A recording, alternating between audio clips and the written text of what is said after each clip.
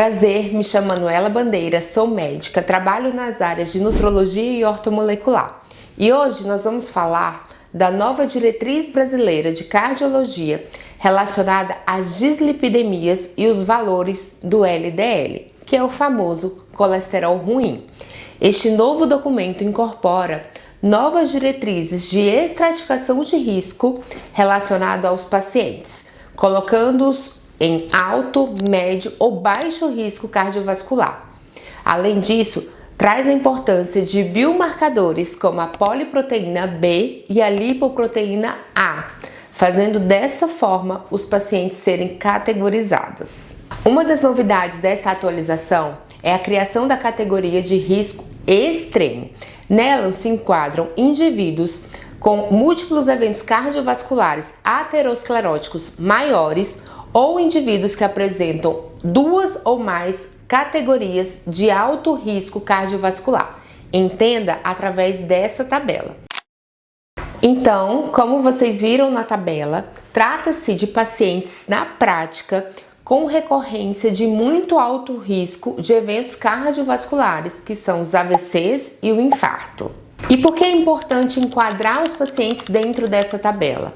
Porque a classificação desses grupos permite direcionar tratamentos mais robustos, com metas de LDL mais baixas e estratificar estratégias de prevenção mais rigorosas.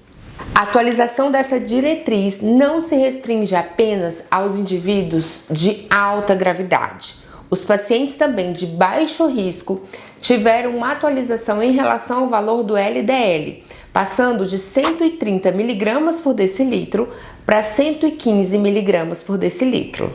Ou seja, antes aqueles pacientes de baixo risco com LDL de até 130 mg por decilitro estavam classificados como baixo risco, mas agora precisa reduzir ainda mais esse valor do LDL para 115, mesmo esse paciente estando classificado como baixo risco. A ideia é não introduzir medicamentos ainda para esses pacientes que estão com LDL entre 130 e 115. O objetivo principal é alertá-los em relação a essa situação não muito boa, para que eles fiquem atentos e compense isso de alguma forma, como uma alimentação mais equilibrada. Então, por que agora pedir a lipoproteína A e a poliproteína B? Vou explicar. A lipoproteína A acima de 30 eleva o paciente, mesmo com LDL bom, para uma categoria de risco mais alta, forçando nós médicos a classificá-los em alto risco e também fazer medidas de tratamentos mais agressivas. A lipoproteína A é um fator de risco independente, mesmo quando o LDL colesterol está controlado, mantendo o paciente em alto risco. É razoável que se dose a lipoproteína A pelo menos uma vez na vida, especialmente naqueles familiares que têm recorrência de infartos em pessoas mais jovens. E a poliproteína B? Ela ajuda a refinar a avaliação de risco cardiovascular. Ela é especial porque é uma estrutura do componente do colesterol ruim, como o LDL, VLDL e o IDL. A ApoB é fundamental em alguns casos, pois a quantidade de LDL pode parecer normal, mas o tamanho da partícula dessa gordura ainda pode colocar o paciente como alto risco. A ApoB indica a eficiência do colesterol em adentrar as paredes do vaso, causando endurecimento e entupimento das artérias. Níveis persistentemente elevados podem indicar risco de AVC e infarto. Acontece que ela é mais fidedigna quando o LDL está alto. Sabe-se que o LDL ele não é dosado, ele é calculado e por isso tem menor precisão. Nos pacientes com diabetes, obesidade e hipertrigliceridemia, a ApoB vem como um valor decisivo para classificar esses pacientes com LDL alto. Vamos entender no paciente que tem hipertrigliceridemia, que são os triglicerídeos altos, maior a chance de erro no cálculo e na dosagem do LDL.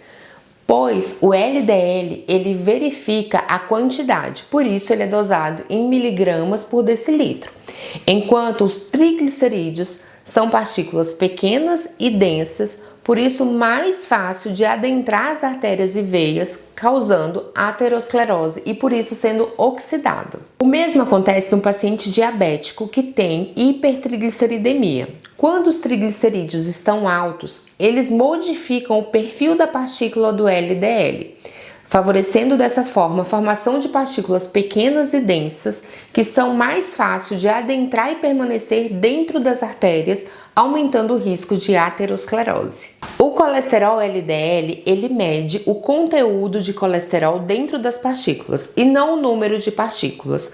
Por isso, ele pode ser enganoso nos pacientes com diabetes, que têm partículas menores e mais densas, mas não em número maior. A ApoB, então, significa a quantidade dessas partículas aterogênicas. Se ela vem baixa em um paciente, nos deixa menos angustiados, pois significa que tem menos possibilidade de passar pelas artérias e por isso menor risco cardiovascular. Cada partícula aterogênica, LDL, IDL, VLDL e lipoproteína A, contém exatamente uma molécula da apoproteína B, tornando a ApoB uma medida direta de partículas total aterogênicas. Estudos observacionais demonstram consistentemente que a ApoB está mais ligada a eventos cardiovasculares do que o próprio LDL colesterol.